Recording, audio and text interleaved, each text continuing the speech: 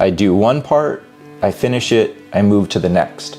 That's a stark contrast to the gesture approach, where it's the whole thing down at once so that you see everything developing from the ground up, all things and how they relate. I find that the difficulty people have with this is that when you're only looking at one thing at a time, it's very difficult to project the proportion, the whole, how things will relate. So I add a little, kind of like a reminder that once I finish 2 or more parts, I interrupt my 1, 2, 3 and just do connections. Like, how are things connecting? How do things look together? So I'll double check in here my T's, how things are overlapping or wrapping.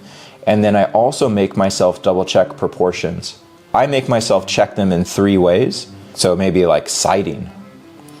2 could be, maybe I check with positive and negative shapes. I'll double check the shape between the arm and the torso. And if I get that shape right, then I've placed like 4 things correctly. And then maybe I'll double check with a few plumb lines. And you don't have to draw all these things down. You could just do like mental checks in your head. Plumb lines being, how do verticals and horizontals line things up?